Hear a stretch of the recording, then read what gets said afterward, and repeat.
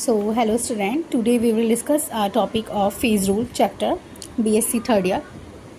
ठीक है, यहाँ पे आपकी 1 कंपोनेंट्स 2 कंपोनेंट्स 3 कंपोनेंट्स सिस्टम्स हैं. ठीक है, अब सिस्टम्स है तो वहाँ पे क्वेश्चन बनता है कि भैया सिस्टम्स पे आपको ट्रिपल पॉइंट्स पे डिग्री ऑफ फ्रीडम निकालिए, फेज निकालिए.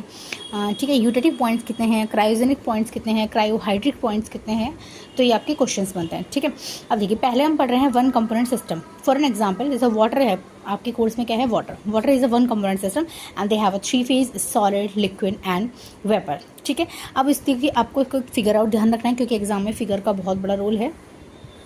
ठीक है, इस टाइप से कुछ इसका फिगर बनता है बेटा. ठीक है, curve A, B, O and C.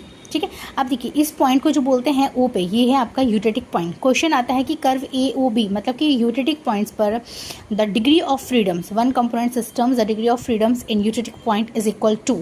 ठीक है, तो यूटेटिक पॉइंट पर डिग्री ऑफ फ्रीडम क्या होता है आपका, 0 हो जाता है, 0 हो जाता है. क्यों? क्योंकि यूटेटिक पॉइंट पर आपके तीनों फेज मिल रहे हैं. कैसे कैसे देखिए, यहाँ पे आपका मिलता है सॉलिड फेज, यहाँ मिलता है बेटा आपका लिक्विड फेज एंड यहाँ मिलता है आपका वेपराइजेशन फेज. ठीक है, अब सॉलिड, लिक्विड, वेपर तीनों ही एक जगह एग्जिस्ट कर रहे हैं तो डिग्री ऑफ फ्रीडम क्या हो जाएगा, 0 हो जाएगा. अब डिग्री ऑफ फ्रीडम निकालने का फॉर्मूला है F C minus P plus 2. ठीक है, आपकी बुक में कुछ ऐसे भी लिखा हुआ है F plus P is equal to C plus 2.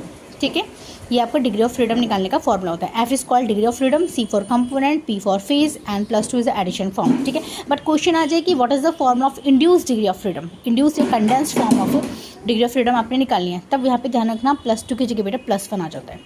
ठीक, अच्छा अब देखिए क्वेश्चंस क्या है कि कर्व ए ओ बी को क्या बोला जाता है, कर्व ओ और सी को क्या बोला जाता है, कर्व ओ एंड सी क्योंकि लिक्विड फेज है तो इसको बोला जाता है बेटा फ्यूजन कर्व. क्या बोलते हैं, फ्यूजन कर्व.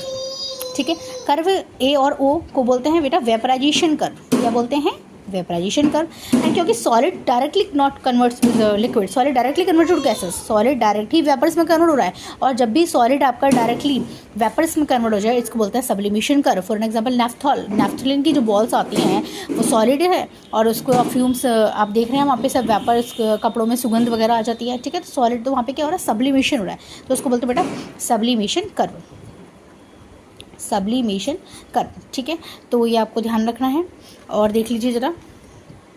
ठीक है, डिग्री ऑफ फ्रीडम पहला क्वेश्चन है कि 1 कंपोनेंट सिस्टम वाटर में जो degree of freedom at a triple point,